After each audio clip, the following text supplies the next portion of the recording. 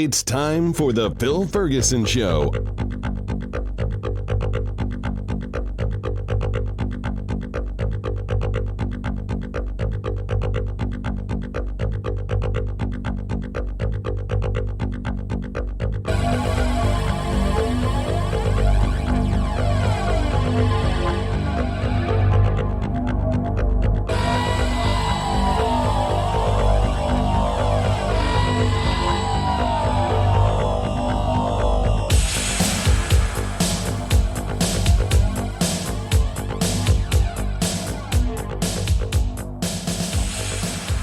This is Phil Ferguson, and you are listening to the cleverly titled The Phil Ferguson Show. This coming weekend, I will be at the FFRF conference in Madison, Wisconsin. So if you hear this in time, which you may not, if you're in the area, go to Madison. Great conference. You're going to love it. I think 2 weeks after that, I'll be in Vegas for CSI Con, so go check that out. In the last episode, I was talking about the government shutdown. And I got a lot of questions from people, and I think I may have addressed that in that last segment, but I'm going to just mention quickly again. People ask me, Phil, if there's going to be a shutdown, what can I do to adjust my portfolio? Nothing. This is one of the ideas of buy and hold. You should create an investment plan, whatever that plan is, and it doesn't change day to day, week to week. Probably not month to month. Maybe once a year, you might need to make some adjustments. From time to time, there will be small changes that you make. Like I had mentioned that I made a small change to put a total of 10%, 5% in each of two intermediate bond funds. Now, it turns out that was, no, I don't know about a bad idea, but a poorly timed idea, because recent data suggests the economy is still strong, and it now seems like the Fed will increase the short-term overnight rates that they control. And if rates aren't going to go down, and they might go up, the longer your bond holdings are, the longer in term, the longer the duration, the more likely, the larger the effect of changes in interest rates will have on your investment. So a lot of those intermediate term bonds have now lost several percent.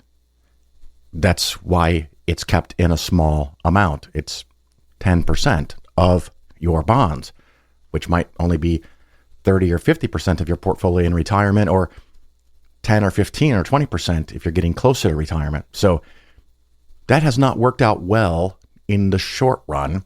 And that was, something I knew going into it, that there's a possibility that rates could go up more. Anywho, a specific reason for talking about the government shutdown. Every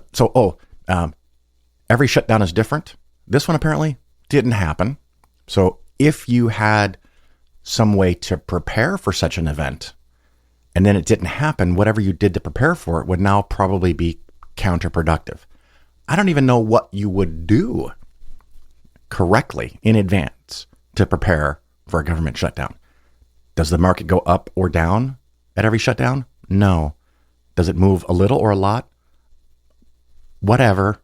So it's not useful information. It's just something for you to worry about and create anxiety, so it's covered in the news. Even if there was a shutdown, I don't know what you could have done in advance to protect yourself. And it is like this with most events. Most events in the world, in the news, in the economy, in the government, there's nothing clear of what you should do. So avoid doing. And boy, that's tough. People want to do something. They want their advisor to say, I'm going to protect you if the market goes down. Well, they can say it. Can they do it? Because the vast majority, according to the data, don't. And they can't. Maybe some can, but I don't know how you know which person can actually do what they're promising, how they're different, and how they're identifiable versus all the people that have said that before and failed at it. So you want a plan that is long-term.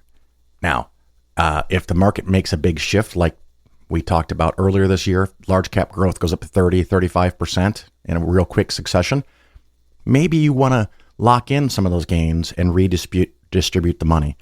I have had times in the past where I've gone 2 or 3 years without really rebalancing someone's account.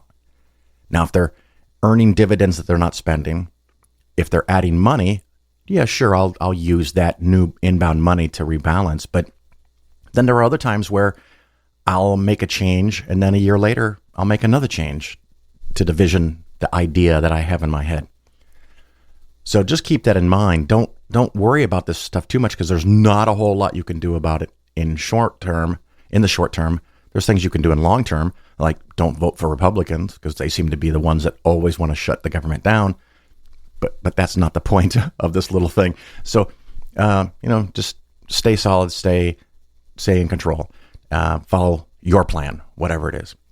The other thing that had to do with the government shutdown is right before it was going to shut down, I recorded for the last episode saying that I had already been contacted by the SEC, and they said they were not going to come and visit me. Well, the government did not shut down. So first thing Monday morning, they said, hey, we're on like Donkey Kong. We're going to come visit you. And I was like, oh, goody. So no one ever wants to be examined. I think that's the proper word for what this is. And 2 gentlemen came to my office, and, they were very nice. We had wonderful casual conversations, and I provided them some information. And I've learned they were able to tell me there's already, one I knew before. There's 2 things that I'm already was or still am in violation of. As an example, there's a report called the CRS, which you have to have on your website. I did not have it on the website until they contacted me. I knew it was supposed to be there. Here it is, the admission of guilt on a recording. I knew it was supposed to be there. I kept meaning to put it there. Other things came up. I didn't get it done. So as soon as I started the audit, I was like, did I do that? I think I did that. I know I meant to do that. I went and looked, and it wasn't there. So that's going to be in the eventual write-up. Another thing that apparently I have done, and this is important. So if you say, and apparently somewhere I did, and I'm hoping they'll tell me, I could go look at my website. Maybe it was there, but I'm not sure where they saw it or found it, but I'll need to fix it. If you say something like Polaris Financial Planning is an SEC registered investment advisor, factually true. Nothing wrong with that. However, there is a rule or a law that says if you say something like that, you then have to immediately say something like, and again, I hope I have this right, because I know they're listening to the show, and I hope they're enjoying it. And I hopefully they think I'm being fair with their visit and everything. But if you say something, like I said just a minute ago, you have to then follow up with something like, SEC registration does not constitute an endorsement of the firm by the commission, nor does it indicate that the advisor has attained any particular level of skill or ability. Also a fact. So it's very important. And I think the only way that I can make sure that I don't have that problem is to henceforth not mention the SEC, because even potentially mentioning that I'm being audited by the SEC could imply to somebody that, wow, Phil's being audited by the SEC. He must be important. He must be big. And if I survive the SEC audit, which I told you before, you don't pass it. They just complete it, and they give you things to fix, or they might say there's nothing to fix. I already know there's a couple things to fix, and that's okay. I hope they're all minor. But if you mention the SEC, I then have to say SEC registration does not constitute an endorsement of the firm by the commission, nor does it indicate the advisor has attained a particular level of skill or ability. So the only way to avoid that is to not say the name, the organization that shall not be named. So going forward, my plan is to always say Polaris Financial Planning is a registered investment advisor. I was told in person in my office that was perfectly fine, because I didn't say the other letters. So I'm going to try to just not say the other letters because then I don't have to remember to have that disclaimer. But it is important to know that the specifics and the details. But like I said, they came in, they visited. We had a nice time. Like I said, very nice couple of guys. We talked about a lot of things. I learned things from their visit. They were very informative, and they learned things from me about how I do my business and everything. And that's cool. The part that's a buzzkill for Phil, and I'm not upset with them. I'm not mad with them. They're doing their job. They should be doing this job. After they visited, they sent me a letter to recap what happened in the visit, and then they gave me a list of things to give to them, and it was a list of 24 items. And some of them, thankfully, a few of them are a quick and easy question. I don't think this is secret or proprietary or anything, but like, we need a copy of all your bank statements. Hey, that makes sense. You want to see where the money's coming from. You want to see where it's going. And pulling bank statements was not that difficult. I don't know, whatever is in this thing. So I think I've sent almost all of it because I worked over this last weekend, and I'm kind of casually keeping track of the time that I'm spending on this process since it began. And I'm now up to 50 hours. And this is one of those things I've talked about in the past. With a large company, they're okay.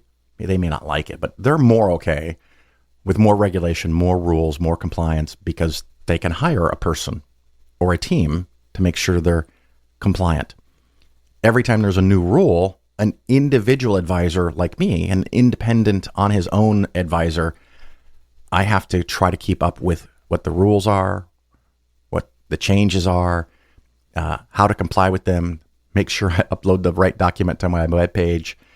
And the more complicated the rules get, the more rules that there are, the more time it takes me to be compliant, and probably the more time it takes me to document and send information. And so it's not their fault. They don't make the rules. They just enforce them and do the examinations. But the more rules there are, the more time Phil has to spend in his average week to make sure I'm in compliance, or as best as I can be. And I never expected that I would have everything right. And like I said, I don't know exactly what the list of things that are going to be shown as being wrong, or what they call violations, because it's a violation of a specific law. I have at least 2. I know that. I don't even want to guess what the final number is, but they'll give me that report when it's ready and after I finish sending everything to them. But if I have not answered your email or phone call, I have this extra amount of work that I've been doing over the last few weeks, and it's not over yet. And so they may come back and ask for more details of something I responded to. They might ask for new items, new subjects. They can do that. That's their job. I get it. They may want to come back to the office. They may want to have telephone calls. And then, like I said, at the end of the process, they'll send me a letter, and that will have items that I need to fix. My hope is that all of those are very small, and I hope there's not too many of them, that they're very small and they're relatively easy fixes. And after the whole process, I will be better off, better situated. I'm definitely learning things through this process. So anyway, that's enough about that. Coming up in the show a little bit later is kind of a story of how I got started with this whole thing of being a investment advisor. And there's a funny thing. Technically, Polaris Financial Planning, the company, is a registered investment advisor. Me, Phil Ferguson, as a human being, I am an investment advisor representative. And it's an interesting point of distinction, because often people will say, so Phil, are you a registered investment advisor? No, technically, I am not a registered investment advisor. Me, myself, and I, Phil Ferguson, as an entity. Polaris Financial Planning is a registered investment advisor, and I am an investment advisor representative. I know it's more than you ever probably wanted to know about the details and behind the scenes of how it works, but I'm fascinated by it. I hope you like it. Later in the show, I started saying it, I have a segment on how I got started with investing and what was the motivation, what was the spark, what caused me to start down this road. And then, of course, we have an interview with Joshua Bowen. You're going to love this. We're going to talk about his, updated, revised, expanded book, Did the Old Testament Endorse Slavery? And, of course, Joshua is a friend of the show, and he's been on before. I think the last time he was on, we talked about his book, The Atheist Handbook on the Old Testament. That is now in 2 parts. So a very learned gentleman, very good talker. We had great fun talking about slavery. As much fun as one can or should have, I guess, talking about slavery. So we have that interview coming up. So I'm going to wrap up my introductory remarks here, and we'll take a little break, and we'll get in with more stuff.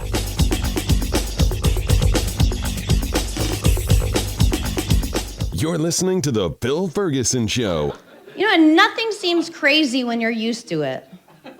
There's so much crazy shit everywhere. We're used to it. And everything seems crazy when you're not used to it. That's why so many comics make fun of Scientology, right? Because it's a batshit crazy religion, but it's no more batshit crazy than every single religion. It's just new, Christianity is super old, but it's fucking crazy. You're born a sinner. By being born, you are a sinner and you're going to hell. But you can just apologize and then you can go to heaven. No big deal. If you're a murderer, same thing, it's just apologize and go to heaven. You can be Hitler and go to confession and say, "Forgive me, Father, I killed 6 million Jews." And the priest would just be like, "No problem, say 10 Hail Marys." And Hitler goes to heaven. Hitler goes to heaven is the name of my band. Scientology is weird because it's new. It feels weird in our ear holes to hear people worshiping a guy named Ron. We know Rons in our life. He had to change his name to L. Ron because there was another Ron Hubbard in the Writers Guild. That's how recent a religion it is. And people who follow their religion to the letter of the law are just silly. I want to tell Hasidic Jews, I promise you, God will not mind if you wear a nice cotton blend in the summer. You're being fucking ridiculous. But we live in the greatest country in the world, a country where we have freedom of religion and separation of church and state, only we don't at all, and nobody says anything because we're used to it. It says in God we trust on our money. It says in God we trust above the judge's bench in a courtroom, in a court of law where you have to put your hand on a Bible, the Christian Bible. It's not my Bible. If I tell the truth, it's because I tell the truth, not because I put my hand on a book and made a wish. That's fucking crazy. That's craziness.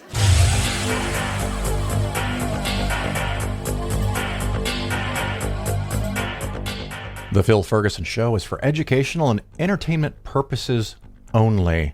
Nothing said on the show should be interpreted as personalized investment advice. Investments should be based on your personal situation, and you, of course, should consult with your financial advisor or tax professional before taking any actions. Sometimes things come up multiple times in a short period of time, and recently I've had a few people kind of ask, "Hey, Phil, how did you get started in all of this?" And to me, I think, well, I've covered this story so many times, but I have been doing this podcast for 13 years.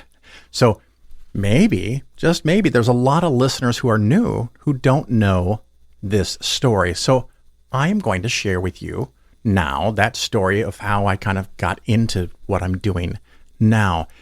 And it goes all the way back, and I'm in my upper 50s. But when I was in high school, I knew my dad was a genius investor because we would hear about it. The stocks that he would buy that would go up 5 and 10 times. Absolutely amazing. Obviously, he's a genius, stock picking genius, and making all of this money. But I never really dug into how he was doing it, and just knew from the stories around the dinner table that we must be doing really well, despite the trouble we sometimes had as a family paying bills. And when I say as a family, I mean the parents, because I was in high school. I was working at McDonald's, and every freaking dollar I made got wasted on something really fun, like buying gasoline and buying some cassette tapes. Oh my God, music, cassette tapes. But I went to college, which they helped pay some. The arrangement that my parents set up for me was they would pay $3,000 a semester, and everything else I had to pay, which at the time I thought was awful. Just, well, why aren't they paying 100%? So I worked all through college. Those are different stories. I'm not going to get into all of that. But the first year of college finishes, and I come home, and my dad has one of these dad things, when I've done this kind of sort of with my kids, where he says, son, I want to sit down and show you where the money is, how the investments work. So if something happens to me, you can take care of your brothers and your mom. Oh my God. Yes. I'm finally going to see the secret sauce, the magic behind the curtain at how my dad picks all of these winning stocks. I am so excited. And what I find is that the stories he told us were about the winners, but he never told us stories about the losers. Who does that? Who wants to do that? That's a human thing. I went fishing and I caught a fish this big, but you don't talk about the past few times when you went and you caught nothing. That's not a good story. So this is selection bias, one of the many forms or variants of selection bias. We were hearing about the stocks that went up 5 times. But I didn't hear in advance until I looked at this, where he bought stock in a 3-wheel car company.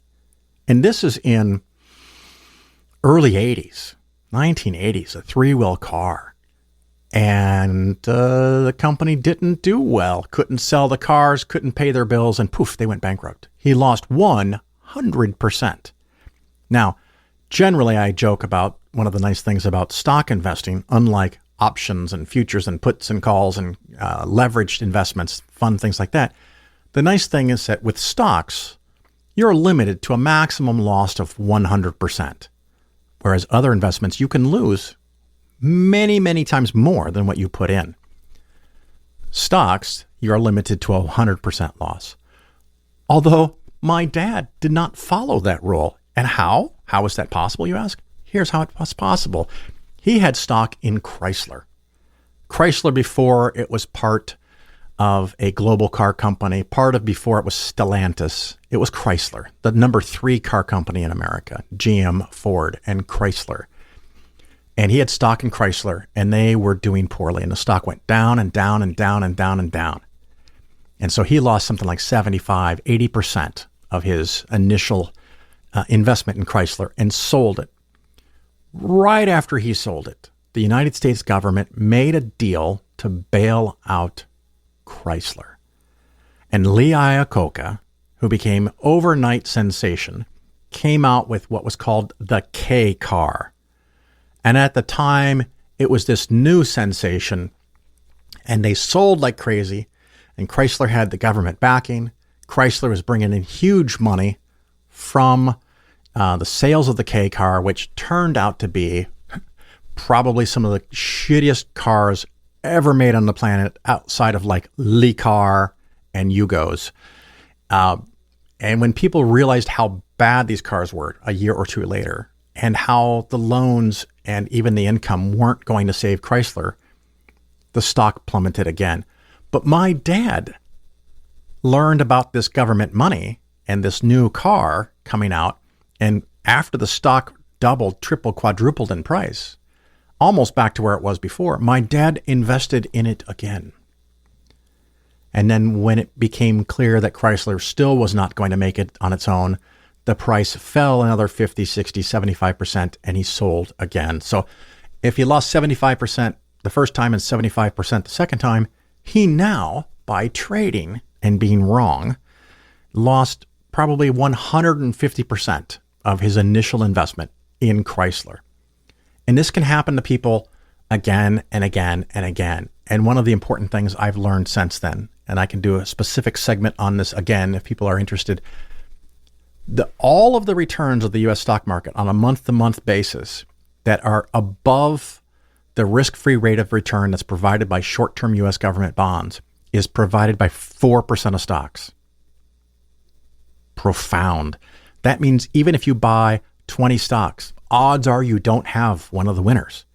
If you don't have one of the winners, you make less money than you would have by just holding short-term U.S. government bonds. That is why it is so difficult to pick stocks and make money in the stock market. You have to have the right companies. My solution to that is you buy the index fund. I own every fucking company. No matter what wins, I win. Anyway, that's a perk of index funds. So I didn't know all this at that point in time, but I was looking at his performance and found out he was making some terribly low return of like 3 or 4% per year compounded over the last couple decades. The vast majority of the money that he had in the portfolio is because he kept adding money every year, which is a great strategy, by the way. But the idea, the vision that I had as a high school student that he was a genius stock picker was crushed.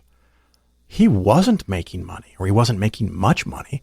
And on average, he was dramatically underperforming the stock market. Matter of fact, at this time, this would have been 87, 88.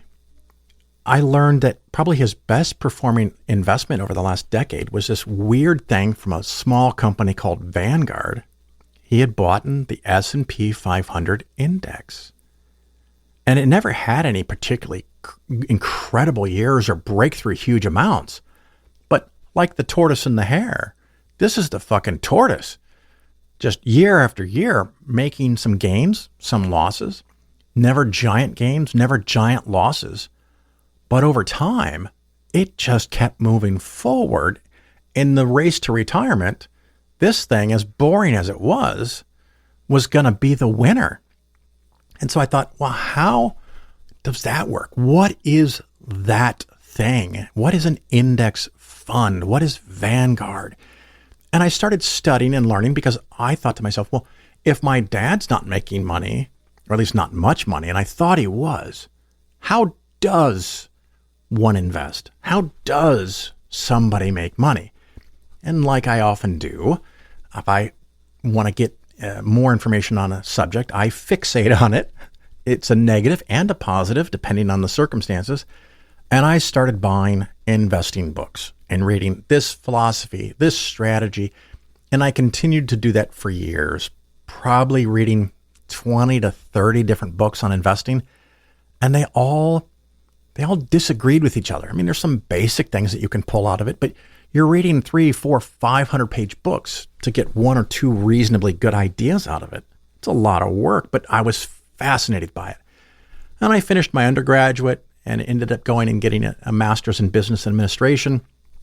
And I started to learn some things about investing, but we're talking about 4 to 6 years of work to start feeling like I knew what I was doing. And I get my first job at the company that can never go bankrupt. What was that called? Montgomery Ward's. Got a job at Montgomery Ward's corporate. Worked there 51 weeks. Didn't even make the 1-year anniversary. What a wonderful time, though. Oh, my God. So many great stories out of that. But I started talking to some of my coworkers who were 20-somethings like me and starting to have more money than expenses. And they didn't know anything about how to invest. And so people would come to me and I would share stories and nuggets and things that I'd read in books and start giving them investment ideas. And the very first client I ever got was from Montgomery Ward. I'm not going to say her name. She's technically not a client anymore.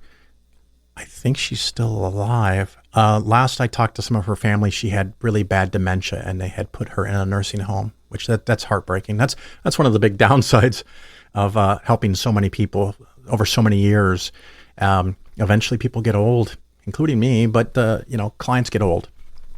But she came to me and she said one day, "Hey, Phil, I've got this broker, and he keeps recommending stocks, and I'm not making any money. What you're saying makes more sense. Can I pay you instead of this broker?" And I thought, well, it's just a hobby for me, and I'm glad I could help. Don't worry about it. And then this happened with a second person and a third person and a fourth person. And I thought to myself, if everyone wants to hand me money to pay me for something, at some point, I'm an idiot for not taking the money. So I thought, okay, I'll get registered. So I did a little bit of research, and it's so fascinating to think of how naive and stupid I was back then. But, we all are. I studied, 9-10 months for the Series 7 broker examination. And I called the state of Illinois and I said, "Hey, I've been studying for this thing. I think I'm ready. How do I take this?" And they said, "It's not a problem. You sign up and you need a sponsor." A what? A sponsor? What does that even mean, I need a sponsor? Well, it means that you have to go to a broker-dealer firm, brokerage firm, and they have to sponsor you. So I go, okay, well, I can solve that. I pick up this thing, the phone, and they used to have these books, Yellow Pages, and it would list brokers or broker-dealers in your area. And I'd call them up and say, "Hey, I want to take the Series 7 exam and I need a sponsor. Would you sponsor me?" And of course, if you've listened to my show, if you know a teeny weeny bit more than I knew almost 30 years ago, they would, of course, laugh me off the phone. If they would stop for a moment to talk, they would say, "Why? Why would I sponsor you just so you'd become my competition?" And I said, "I'm not. I just have a couple of people who are friends at work that just want to give me money. I'm not really competing with you." And they said, "Yes, you were. If you want to come work for me and sign a contract, we'll put you on commission and you can sell stuff and then get your license and we'll sponsor you." Well, I didn't want that. So I called back to the state of Illinois and I said, "Okay, I'm a complete idiot. I can't get a sponsor. This is something I want to do." And the lady there, who was nice, I assume she still works there. She did as of a couple years ago when I left Illinois and moved to Florida and went to SEC registration. She said, "Well, you could always get the Series 65 and be a registered investment advisor. Your company could be a registered investment advisor." And I said, "Well, Series 65, what is that?" And she said, "It's basically 90% the same stuff as the Series 7 license, but nobody wants to take it." Well, why would no one want to take the Series 65? Well, if you do the Series 65 and you make a company and the company becomes a registered investment advisor, and you, in this case, me, Phil Ferguson, I become an investment advisor representative, we would then have, me and the company, a fiduciary responsibility to the clients. Now, fiduciary responsibility was not in the Series 7 licensing exam study materials at all. I didn't even know what it meant. So I asked, "What does that mean?" And she says, "Well, when you consider the decisions of where the client's investments should go, the first priority should be the benefit of the client." And I thought, well, duh. I mean, isn't that what everybody does? "Oh, no," she informed me, "not at all. Broker-dealers and brokers, all they have to do, if pinched, show that the investments that they recommended were suitable, which means you can do almost anything as long as someone can't prove beyond a reasonable doubt that the investment wasn't suitable. The only way to really get to something that's not suitable, given the relaxed nature of the auditors and everything for broker-dealers, I would basically have to sell shares in a possible oil rig, and that's going to go into a new area and drill oil to someone who's in retirement and needs every penny that I just took from them and invested it in a win or lose 100% kind of thing in an oil rig. Anything short of that, you could make an argument why it was suitable. I could make a 5% commission. I could make a 10% commission or 15% commission as long as I could show, and I have my radio quotes, suitable investments were recommended. And as I've stated many times, those laws were so lax to be almost farcical. But I thought, well, a Series 65 is my way. I don't need a sponsor. But the problem that the industry really dislikes about this registration is that the advisor has to be a fiduciary all the time, always. And so that's what I wanted to do. For me, being a consumer advocate, being an educator, those things came first. And they're still incredibly important to me, which is why I do this show. The fact that I could make money doing it was a kick-ass fucking perk.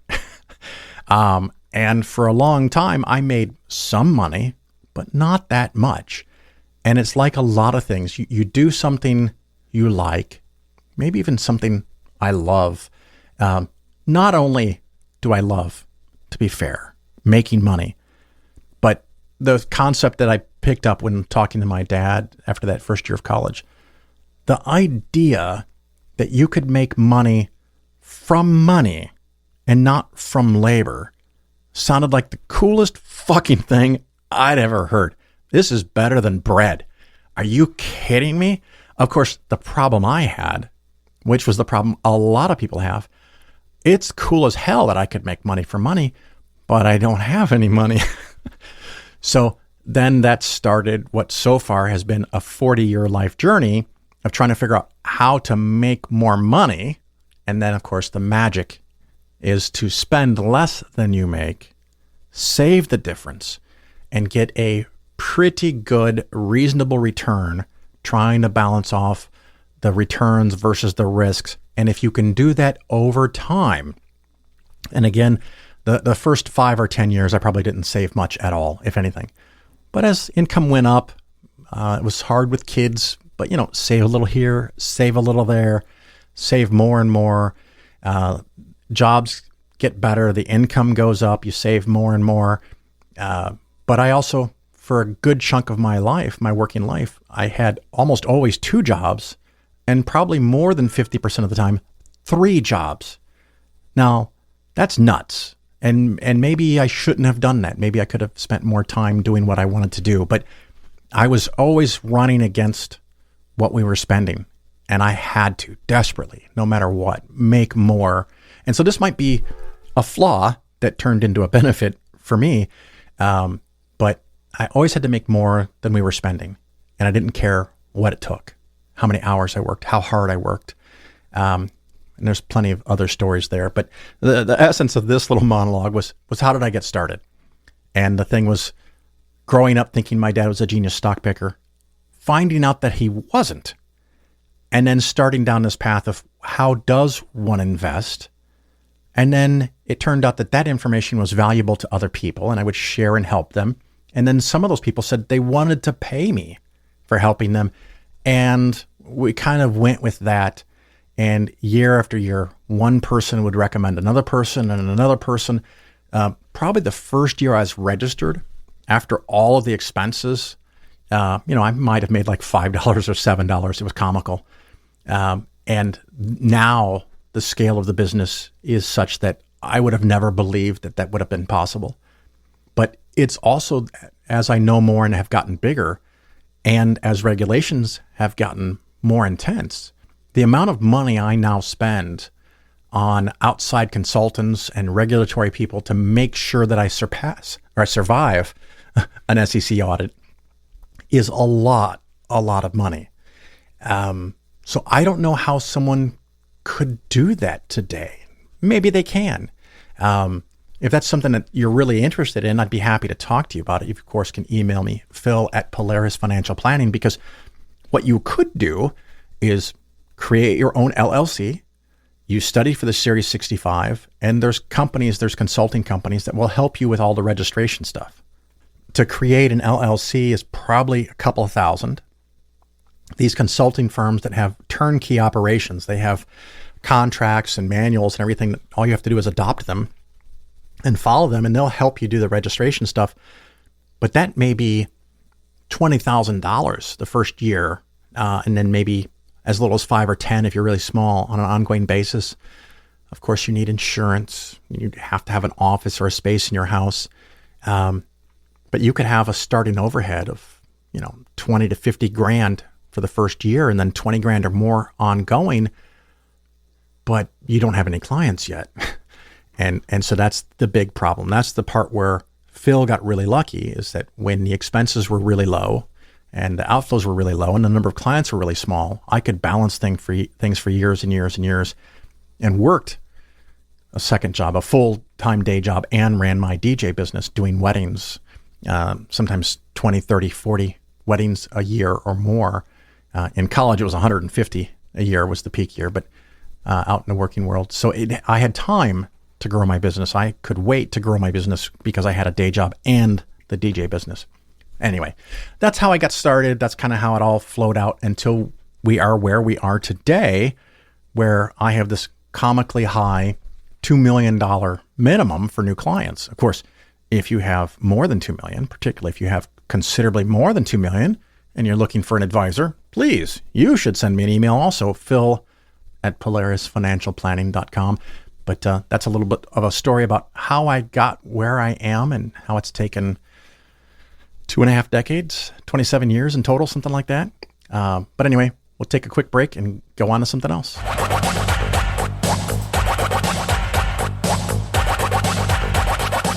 poor! You don't have to be poor anymore! Jesus is here!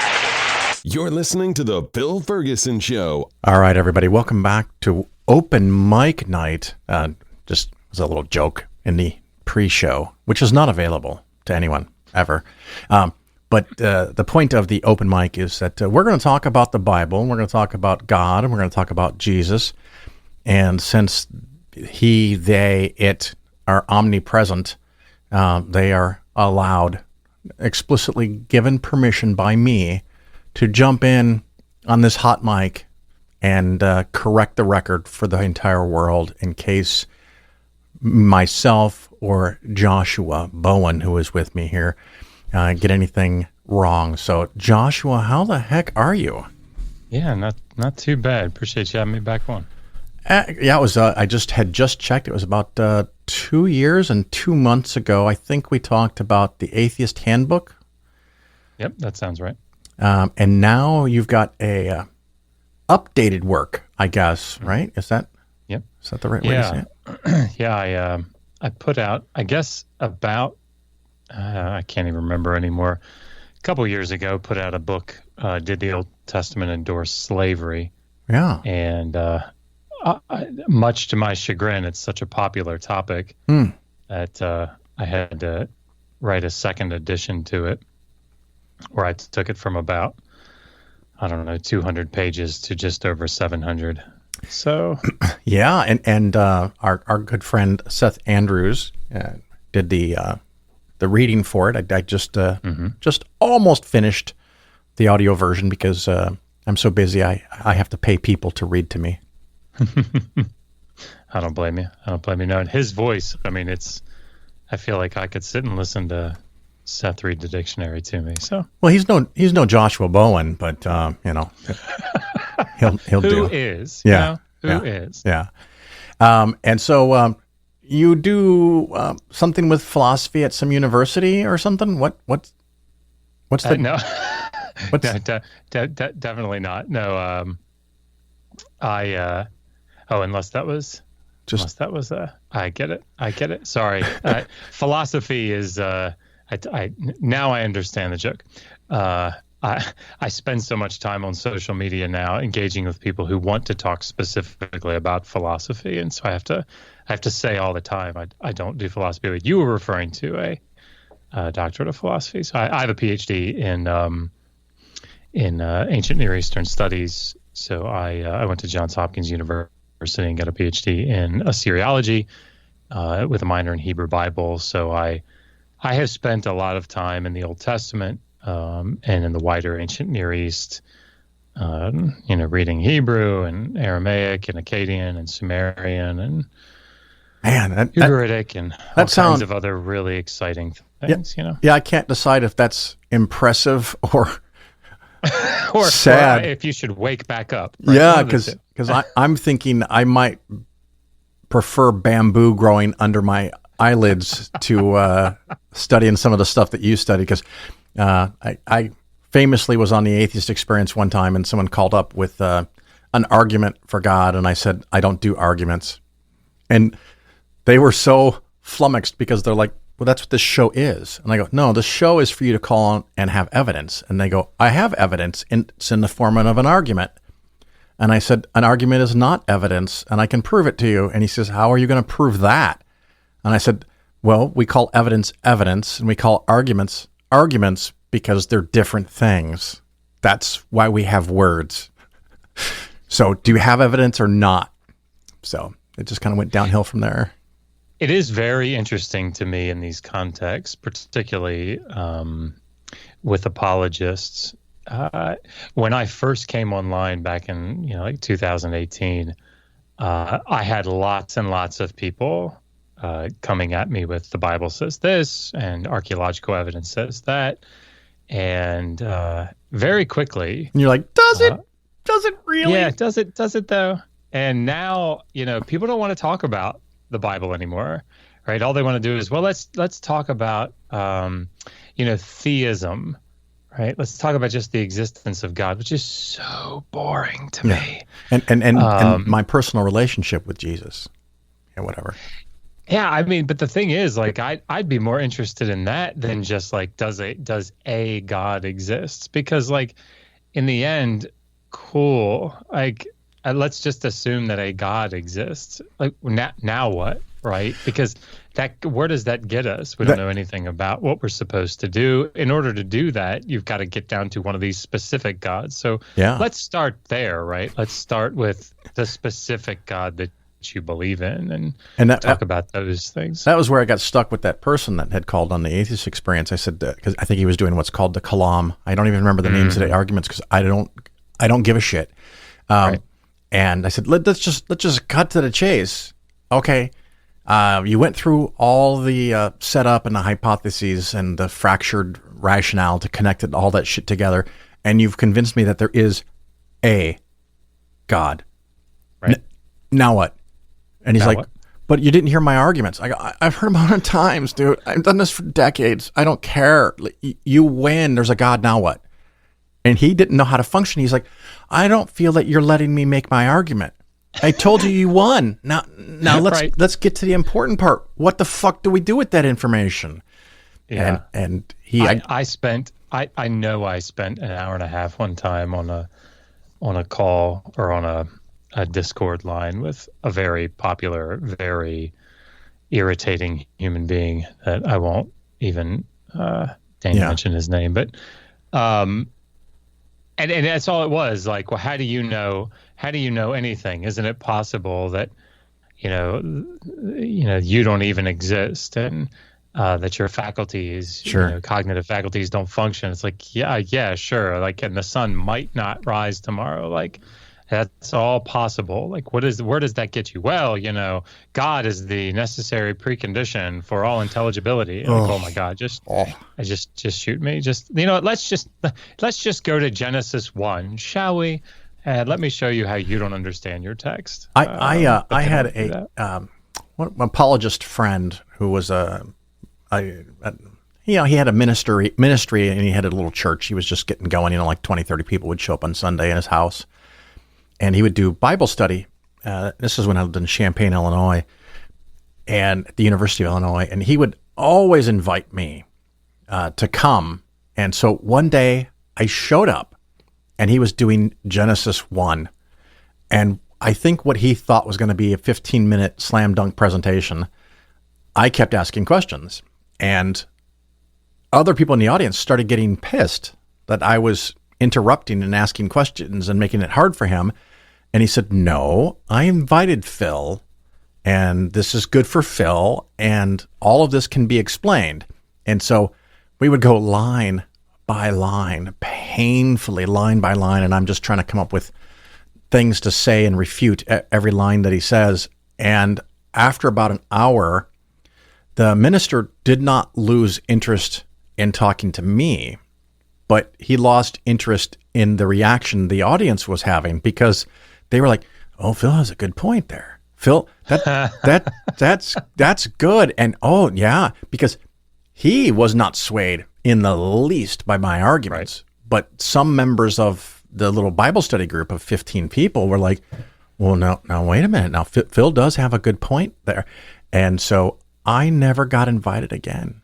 I'm just shock and surprise. I mean, I was in a conversation, I think 2 days ago, with another one of these very annoying human beings, and he was taking somebody in the most arrogant way possible through the first several verses in Genesis 1, and he got to the word firmament, right? The word that's translated firmament. Yeah. And he said, now, what this means is it means like empty space, right? And so this is actually the Bible being very scientific and talking about empty space, in the atmosphere. And so I unmuted and I said, well, unfortunately, that's just not true. And he said, oh no, you need to look at the Hebrew word.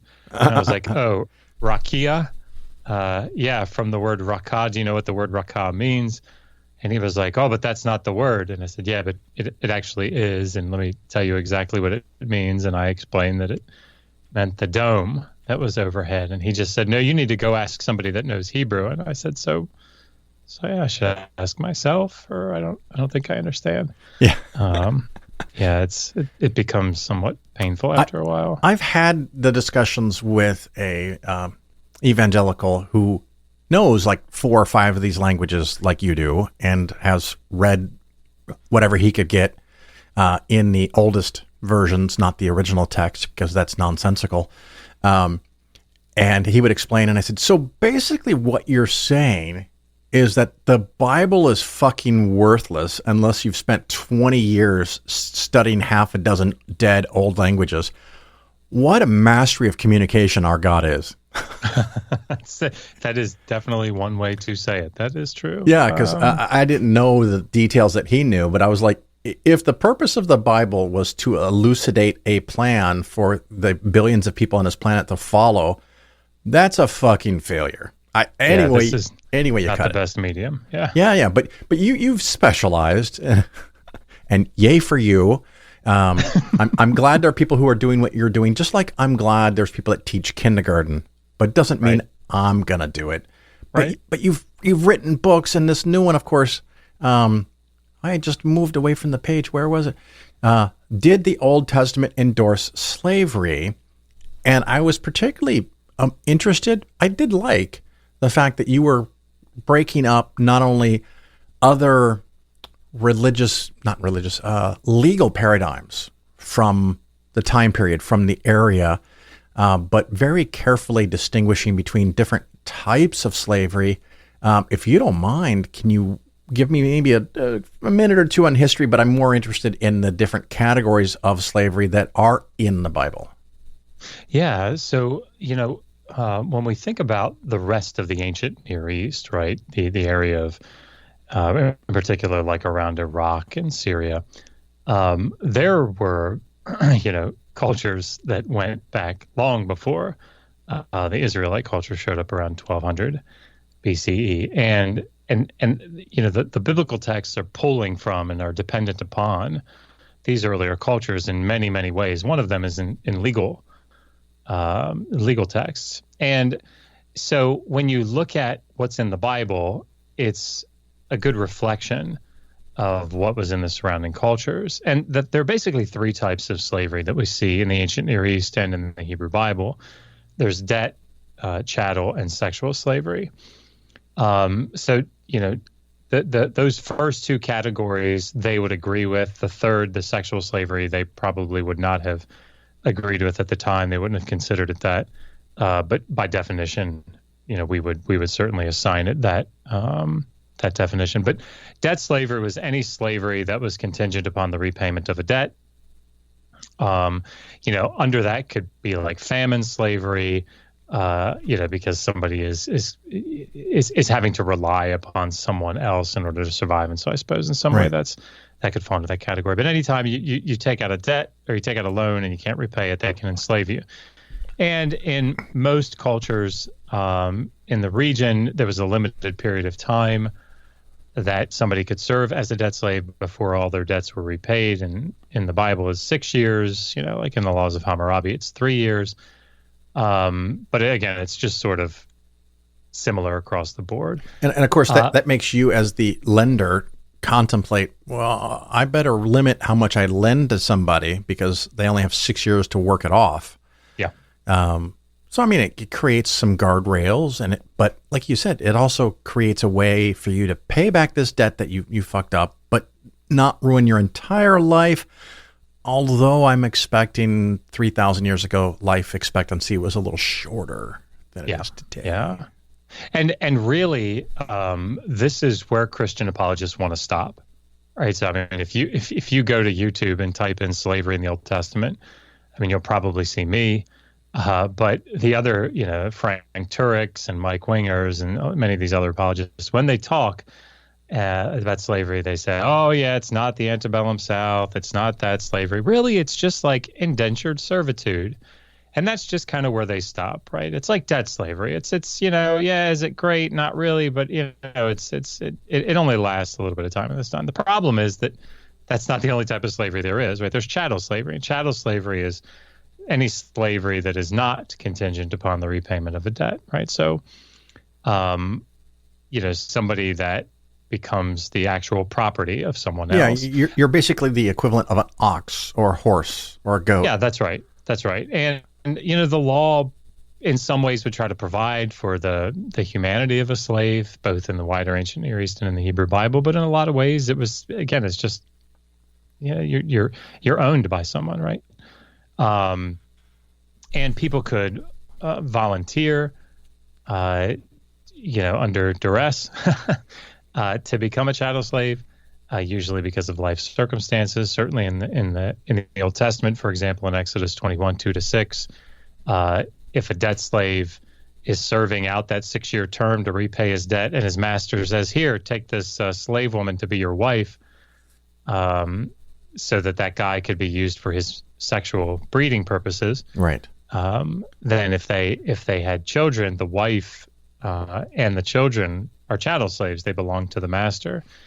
And so like the guy could say, you know what, I want to stay with my wife and my children and my master. And so he can sign up to be a chattel slave. But that's, it's just slavery that there is no repayment of a debt coming that will secure him a release. And that always seemed to me to be suboptimal for, yes, for the slave type person.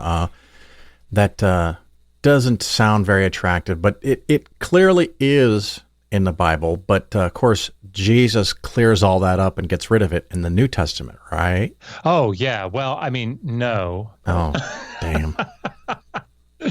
Oh, gosh. Yeah, I think there's a meme. Yes, but actually, no. Yeah, so, when Jesus comes on the scene, he's utilizing slavery metaphors and slavery analogies and slavery hypotheticals. I mean, the New Testament is just like in the Old is in many ways predicated. The relationship between God and believers is one of slave and master, right? I mean, Paul calls himself says you're slaves of Christ, right? And of course, we've become somewhat desensitized to that because we automatically, sort of relegate that to a specific type of category where it doesn't really mean that, right? But that is what it means, right? We've been bought with a price, right? If people are familiar with that, right? And so, like Jesus in Luke 17, for example, it says to his disciples, "Hey, which one of you?" Having a slave serving in the field all day, when the slave comes in at the end of the day and it's dinner time, which one of you would say to your slave, "Hey, sit down and eat with me," right? And he says, "No, of course you wouldn't say that. You'd say, 'Hey, go in and make me dinner and come out here and wait on me while I eat. And then only after I've eaten can you go and make your own dinner and eat, right? And like this is the expected social institution. So, Jesus does nothing. People want to turn to things like he came to set the captives free, and but that's certainly doing nothing for the social institution of slavery. And of course, I don't want to spend too much time on not the focus of the book, but the whole leave your father and your mother and sell your clothes and buy a sword, and I come not in peace, but to wage war. That's the beautiful thing about the Bible is you can make up almost anything and find something in there that you can twist, if not even necessary to twist, that will support your crazy position, which, of course, to me makes the book pretty close to useless. Yeah, and I mean, this is like, Phil, this is really, what one of the problems was for the anti-slavery, movement in the South, right? Is Christians that were trying to utilize the Bible to say no, we should get rid of slavery, we should abolish it. We're having a real tough time, right? Because these passages don't say that, and so they're having to come up with much more progressive ways to interpret the text. Yeah, it's like, here's a novel idea. Why don't we throw that shit out and just go, we shouldn't fucking kill people, we shouldn't rape people, we shouldn't enslave them, and voila. Well, see, this is why I think it's so important for us to ultimately get to a place where we're viewing, the Old Testament, for example, as another ancient Near Eastern text. Because, nobody has a problem with the Epic of Gilgamesh. Right, you and I read the Epic of Gilgamesh or read the Odyssey or the Iliad, and we don't wrestle with that. Right, we think, okay, sure, we're not gonna, go killing these people, or we're not gonna go like Gilgamesh did, like try to do prima nocta and sleep with, wives before their husbands can get to them. Like we don't wrestle with the morality of that. We just go, yeah, okay, well, I mean that's part of that story. But think about how Gilgamesh, when he realizes that he's actually mortal, right? And boy, I can really identify with that. And that's what ancient literature does, what all literature does. And I think that's where we need to get with the Bible. It's not that we need to, torch it. It's just that when people say, as you're saying, hey, let's go back to this 2,500-year-old book and try to figure out what our ethics should be. Like, that's where it becomes a problem. Yeah. I think you're way too generous, Scott, because I am ready to torch it. But not necessarily every copy, but I don't know. I don't. But it's pretty close to useless. I think the greatest value the Bible has is the nickname that I've given it is called the Atheist Maker. Because if you sit down from beginning to end and just read it without lessons, without footnotes, without someone telling you what it means, contrary to what your lying eyes have shown you. If you just sit down and read it, by the time you're done, it's over. I know it's not true for everybody, but for most reasonable people, if they just read the Bible from beginning to end, you should, I think, reach a conclusion. This can't be true. It's just it definitely does have that effect for a lot of people. Yeah, that's absolutely true. I want to be respectful of your time, of course, because we would probably just go on for hours. What else should we know about the book? What's in it? Because I want to leave something left to tease the listener to go buy it so you can make 50 more cents. Right. Well, actually, the book itself is, because we publish it ourselves, even though we usually have a number of scholars review our work. Yeah. But we publish it ourselves because it is a source of our income. So it actually does really help when people go buy it. But the book, this one, it's designed to give the reader or the listener essentially like a manual on how to deal with when somebody sits across from you at the Thanksgiving dinner table, or somebody's online, and saying, "Oh no, it's not real slavery in the Bible. God does not endorse slavery in the Bible." For you to be able to say, "Well, actually, let me walk you through that passage, right? Let me talk to you about what scholars say about Leviticus 25 and Exodus 21, and what does it mean when it says you can beat your slave? Like, to be able to effectively engage. That's the point of the book, is to really to arm the reader with that ability. So yeah, I mean, I obviously I would encourage people that are interested in that topic to get a copy, and that's really what that book and what the two atheist handbooks to the Old Testament. That's what they're designed to do, right? Is to on a number of different topics to just arm people when they have these conversations with their evangelical friends or with their fundamentalist family or whatever, to be able to say, actually, you don't really. I mean, I'll land with this, but like the thing that it always guards against is when people want to come up to you and say, you just don't understand the context of that. Right? You have to understand the context of 1 Samuel 15, where God says to kill all the men, women, and children down to the babies. Hey, you just don't understand the context. Well, that's what my book does, is it gives you the context so that you can say, actually, it is bad. Yeah, and like I said, what the beginning of the book about other societies, other cultures, other kings in the area, and how rules and laws were written, and how so many of them said you can't change one jot or tittle of this. And it's really a good read, and it's so nice that your entire life's work can be compressed to 8.5 hours. That's right. There you go. That's you got to be known for something, I guess. Yeah, and of course, if you pay attention to the calendar, ladies and gentlemen who are listening to the show, this would make a great Christmas present. I'm talking about atheists and Christians alike. Every human being. This should be in the high school classrooms.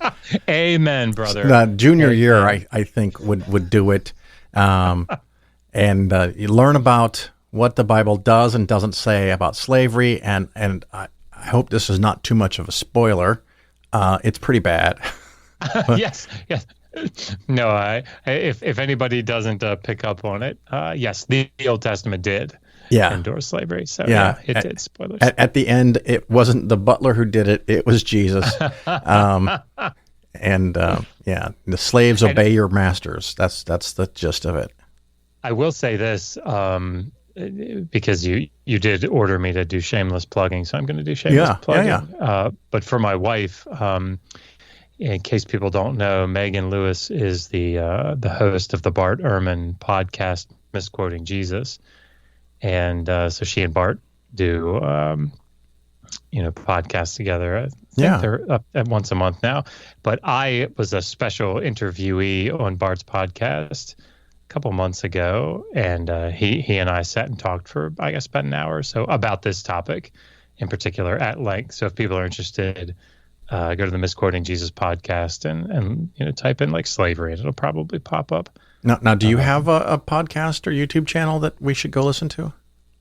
Megan runs Digital Hammurabi, Hammurabi, and I tend to do interviews like this around. So if you go, I mean, really the easiest way to find me, I guess, sort of to find any of the books that I've written, I think I'm up to 6 now.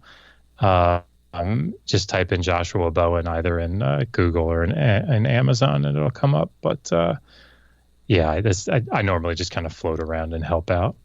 Excellent. If someone has questions or wants to contact you to give a talk at a conference or something, how do people reach you? Yeah, digital, just like it's spelled, and then Hammurabi, Hammurabi @gmail.com.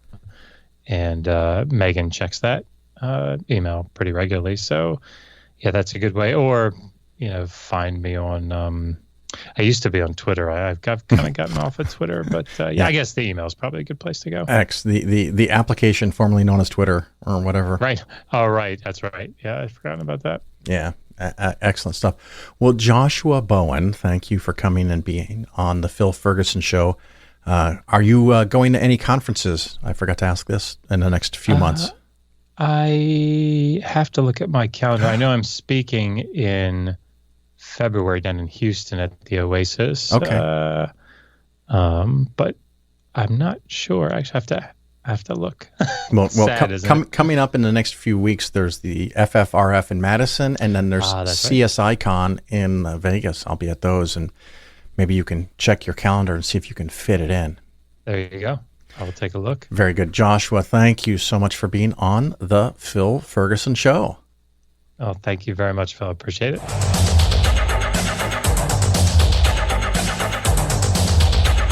The Phil Ferguson Show is for educational and entertainment purposes only. Nothing said on the show should be interpreted as personalized investment advice. Investments should be based on your personal situation, and you, of course, should consult with your financial advisor or tax professional before taking any actions. The nun gets up in the morning and leaves and walks down the corridor. And another nun looks at her and says, it's a difficult thing to say, another nun, and says, you got out of the wrong side of the bed this morning. And she goes on down, and another nun says, you got out of the wrong side of the bed this morning. And this happens 15 times, and by then she's livid. And she meets the Mother Superior. And the Mother Superior is just about to open her mouth, and the sister says, don't tell me that I got out of the wrong side of the bed this morning! And the Mother Superior said, I wasn't going to say that. I was just going to say, what are you doing with the bishop's shoes on?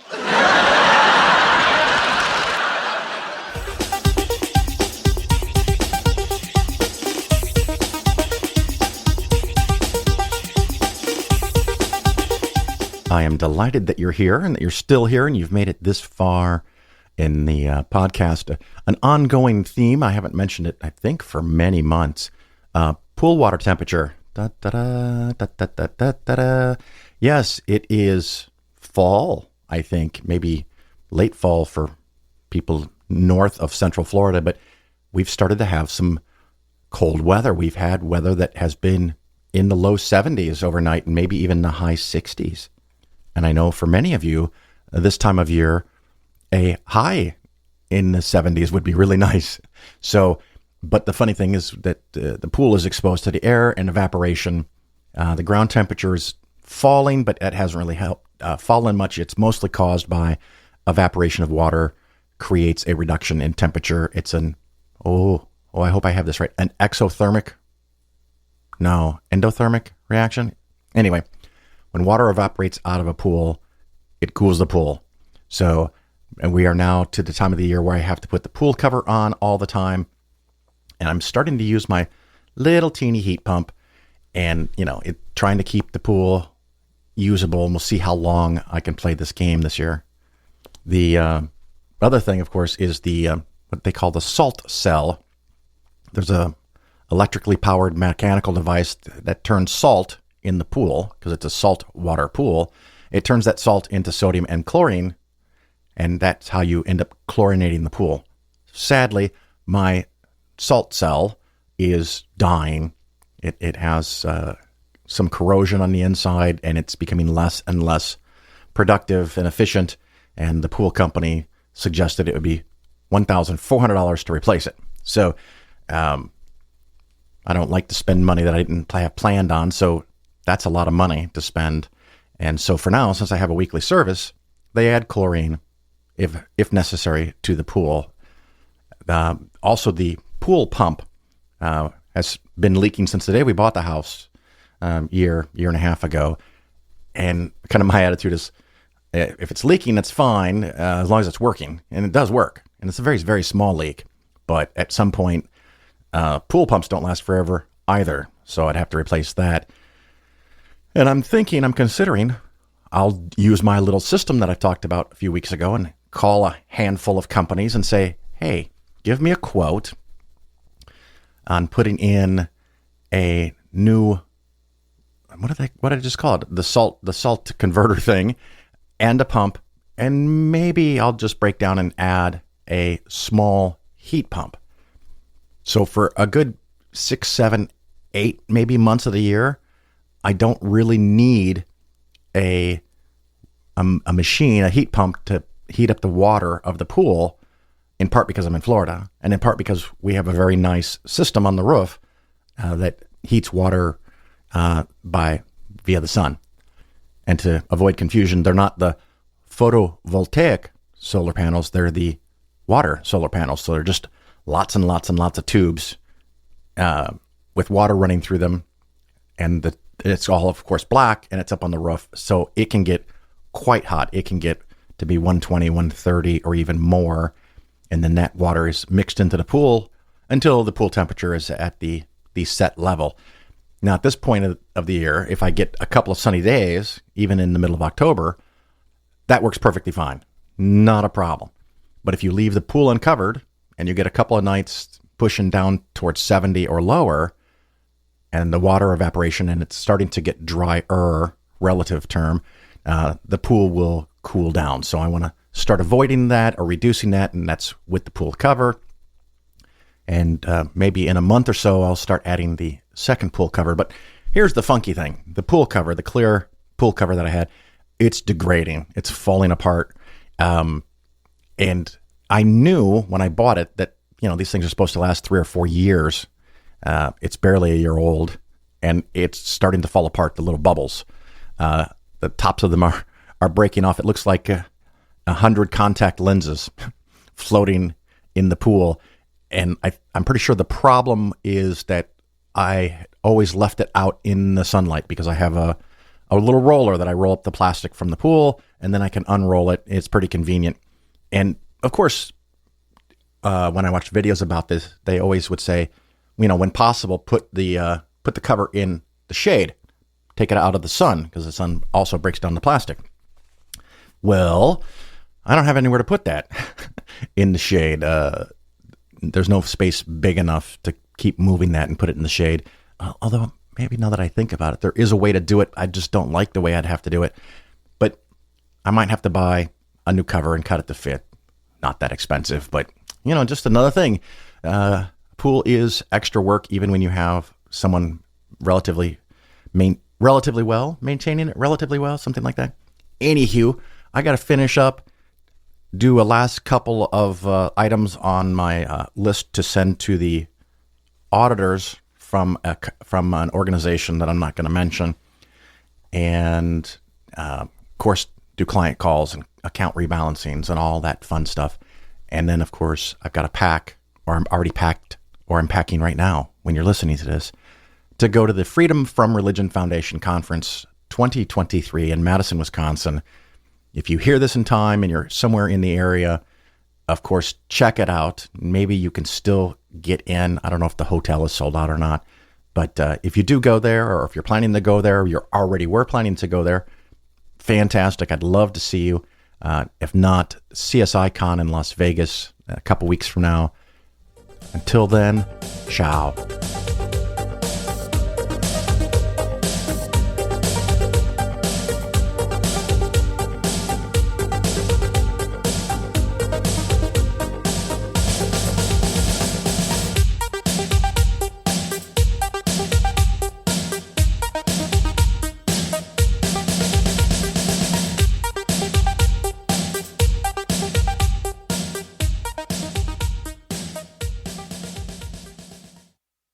Turning water into wine, so delicious. JC always does it right. That vicious, driving around in his ride, getting BS. Now I'm feeling so fly, like Jesus, like Jesus, like Jesus.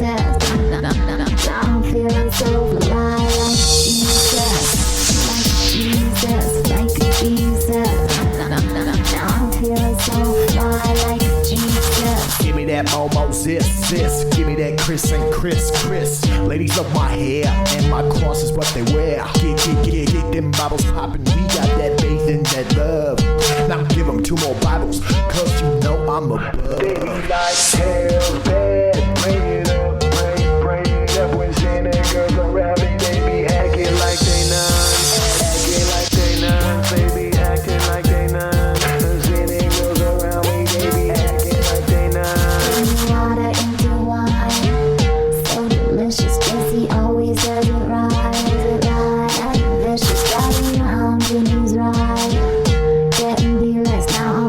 So fly, like Jesus, like Jesus, like Jesus. Now I'm feeling so fly.